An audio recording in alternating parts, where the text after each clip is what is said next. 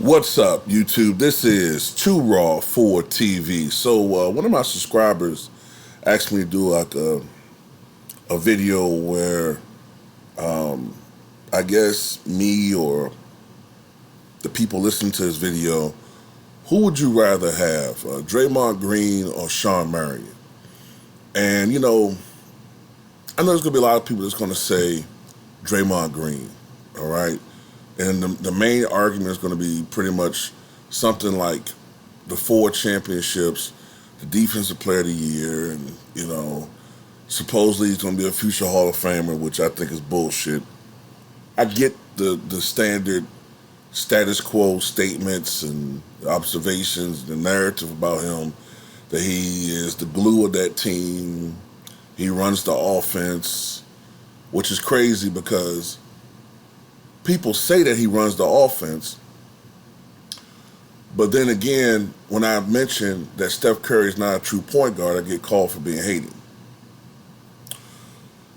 For anyway, they say that he runs the offense and he's the glue of that team. He's the emotional leader, great one-on-one defender, high basketball IQ,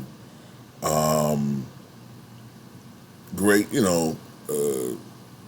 whatever. That's pretty much what you hear about him. And whatever. In my opinion, from watching Draymond Green, I see a guy who has benefited greatly from playing with Hall of Famer after Hall of Famer, whether it's Steph Curry, Klay Thompson, or future Hall of Famers, Klay Thompson, Kevin Durant, you name it. I think he's benefited greatly from playing with these players. And if you put him on another team in another role, he would probably be just a nondescript role player. Because think about it.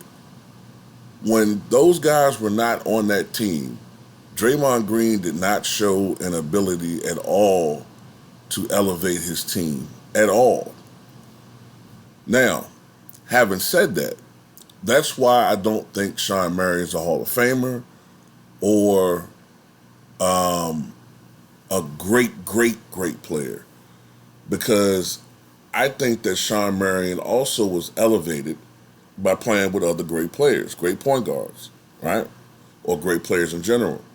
His best years were between 2000 and 2006. And during those seasons, he played with point guards like Jason Kidd and then later Steve Nash. And that's when he put up some of his best numbers. Now, on other teams, he still was productive, but his best years were with the Phoenix Suns. Now, to me, his best years, his prime years, were 2000 to 2006. And during that time period, he shot 47% from the floor, which was pretty standard for a forward at that time period. 35% from three. He was not a knockdown three-point shooter, and he had a very weird, release, like he was pitching baskets or something. But it would go down on occasion. You know what I'm saying? 34.8%. Hey, if you Russell Westbrook, by comparison, you take that, right? That's pretty much LeBron's three-point percentage, and people act like he's a marksman. And that's crazy. Shawn Marion was 30, I think for his career, 33%, but in his prime, 35%, and that was considered low. But when LeBron shoots 34%, it's considered a marksman or something. He was 83% from the foul line during that time period. He averaged 19.6 points, 10.4 rebounds, 2.1 assists, 2 steals, 1.3 blocks. So one of the things we remember about Shawn Marion was that he was a stat stuffer who had some crazy games, man. He would have a game where he'll have 17 points and 17 rebounds and 4 steals and 3 assists. He'd have some crazy games. He was not the defensive presence, even though he did swat some shots and he did get steals. He and Amari Stoudemire were not the defensive presence that Draymond Green is. I'll give you that. That to Draymond Green. Shawn Marion, I don't think is the passer that Draymond Green is. Although Draymond Green ain't exactly fucking Magic Johnson either, but I give the edge to Draymond there. Everything else goes to Shawn Marion. Marion was a better scorer. Marion actually had seasons where he averaged over 20 points a game. Marion, even though he had a weird release, could actually hit shots from outside. Much better foul shooter. Better rebounder. And was more athletic, more fluid in his movements. Was offensively everything that Draymond Green is not. And, the only problem with the Phoenix Suns is that they just sucked defensively. Him and Amari were, they weren't quite what you would expect defensively. But then again, when you have let me try to think, who was the shooting guard at that time? Was it Finley? Let me look at something. Let me go to 2002. 2002 Phoenix Suns. I know Joe Johnson went over there, I think after 2003. Let's see.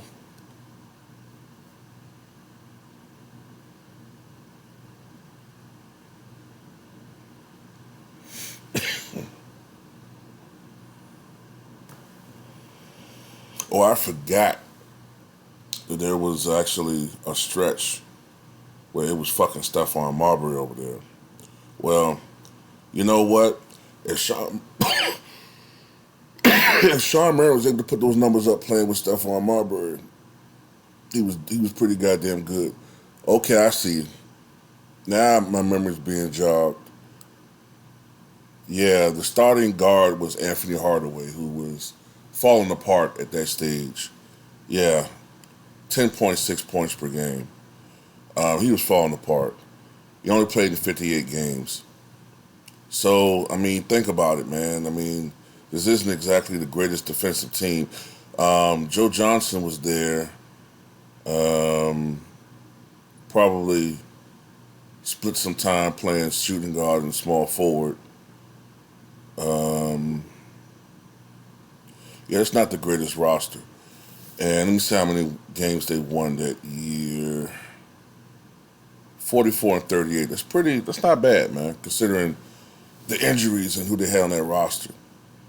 So that's my point, man. Like, Shawn Marion can still put up numbers and be effective on a team that wasn't, like, stacked. He could still have some type of impact.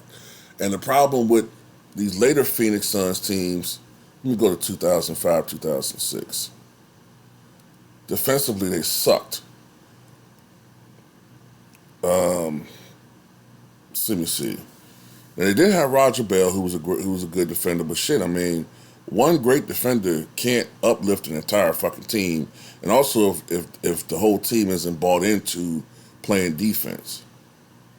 So,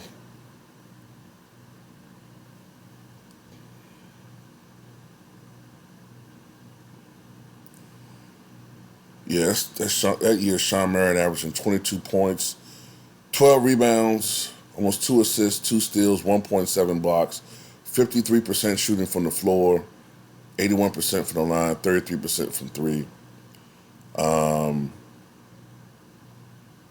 Roger Bell probably benefited from the fact that he was open with all these other options offensively. Shot 44% from three that year, averaged 15 points. Boris Diaw, okay. And Amari Stoudemire, that's the year he was injured. He had to have the microfracture surgery. So that's the year that they won 54 games. Yeah. So look, man. In conclusion, Shawn Marion was a role player, but he was a great role player. got the most out of his ability. He was very exciting to watch uh, aesthetically, when he was in his athletic prime. Lingered in the NBA maybe a little bit longer than he should have, but I think he was a better player than Draymond Green, which goes to show you, man, the static around Draymond is just ridiculous, man. Have you ever noticed too that role players are the loudest motherfuckers? Uh, like when you get a superstar or a legend and you ask him or her to critique the game, they stick with. They're used to that attention. They're used to being in the spotlight. But a role player, he eats it up. Like he just has to. They're the ones more prone to stupid ass takes, hot takes, sound bites because they're not used to getting no fucking attention. It's the Draymond Green fucking phenomenon, man. Kendrick Perkins, what's that other fucking bum that used to be on ESPN, man? The dude only had 13 dunks in his career, even though he was 7 feet tall.